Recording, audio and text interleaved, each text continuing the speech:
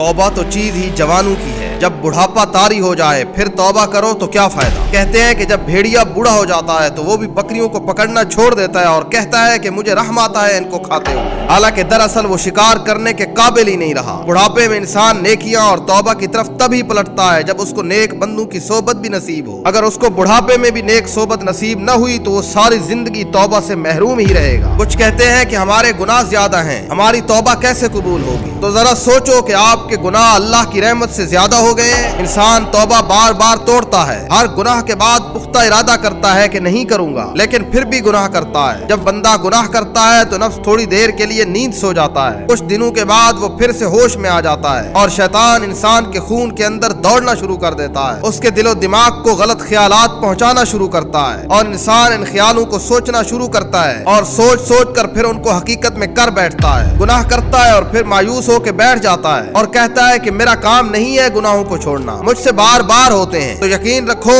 कि अगर गुनाह बार बार होते हैं तो तौबा भी बार बार करो, फौरी करो, नमाज पढ़ो, अल्लाह का जिक्र करो, शैतान से दूर रहो। जब बंदा तौबा करता है तो वो ऐसे ही हो जाता है कि जैसे उसने ये पिछले गुनाह किए ही नहीं थे। तुम्हारे लिए ये जरूरी है कि इस्तिगफार करो। इस्तिगफार से गुनाह झड़ते हैं, गुनाहों की धूल बैठ जाती है और आंसू ही है जो गुनाहों को धो सकते हैं। नेक काम करो और नेक लोगों के साथ उठो बैठो ताकि तुम्हारा दिल चमके, ताकि तुम भी वो अल्लाह के बंदे बन सको जो इंसान अपने मकसद पर डटे हुए हैं। नेकों की सोबत बड़ा असर रखती है। नेकों की सोबत इंसान के नफ्स को मार डालती है और अल्लाह की याद से चाहे इंसान गुनाह थोड़े दिन के लिए ही कोई न छोड़ दे। और जब इंसान गुनाह थोड़े दिन के लिए छोड़ता है तो आहिस्ता आहिस्ता मजबूत होने लगता है, शैतान पीछे होने लगता है। और जब बंदा गुनाह करता है तो शैतान खुश होता है और फिर जब बंदा फौरी तौबा कर लेता है तो शैतान फिर से उदास होता है कि मैंने तो तुझे अल्लाह की नजरों में गिराया था, लेकिन ये तो फिर तौबा करके अल्लाह के साथ जुड़ गया। एक बूढ़े दर्जी के सामने कुछ नौजवान आलिम दीन बच्चे बहस कर रहे थे कि अल्लाह की रहमत किस पर होती है, जो सारी जिंदगी गुनाह करे ही ना, या उस पर जो गुनाह करे और फिर तौबा करे। वो दोनों नौजवान आलिम एक दूसरे को दलीलें देते रहे, एक दूसरे को समझाते रहे। एक ने कहा कि अल्लाह की नजर उस पर है जो पाक है, साफ है, जो गुनाहों के करीब नहीं गया। दूसरे ने कहा कि नहीं, अल्लाह की नजर उस पर है जो गुनाह करता है फिर तौबा करता है। वो बूढ़ा दर्जी दरमियान में बोल पड़ा और कहा कि मैं आलिम नहीं हूँ, मैं पढ़ा लिखा नहीं हूँ, लेकिन इतना मैं जानता हूँ कि जिस जगह पर मुझसे कोई धागा टूट जाए और सिलाई वहां से दोबारा शुरू करूं तो उस जगह पर मैं ज्यादा नजर रखता हूं कि कहीं ये फिर से न उखड़ जाए। और जो सीधी सादी जगह होती है जहां धागा नहीं टूटा उस पर मेरी ज्यादा तवज्जो नहीं होती। इसी तरह मेरे रब का रवैया है कि जो बंदा गुनाह करके तौबा करता है उस पर ज्यादा नजर रखता है कि ये दोबारा न कहीं भटक जाए। तो अल्लाह की तरफ आओ, तौबा करो, क्योंकि अल्लाह तौबा करने वालों से मोहब्बत रखते हैं।